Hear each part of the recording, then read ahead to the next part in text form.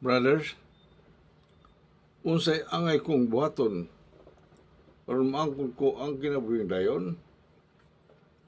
Ang Diyos mingon, ibaligya ang tanan mong mga katigayanan, wihatag ang halin ngadto sa mga kabos, ug makabaton kag bande didto sa langit. Unya, balik og sunod kanako. Nakita ni Jesus na nasubo ang tao.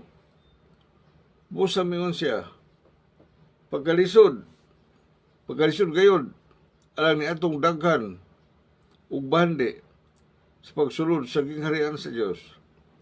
Mas maayo pa sa usa ka kamilyo maglusot sa lungag sa dagom kaysa usa ka dato sa pagsulod sa gingharian sa Dios.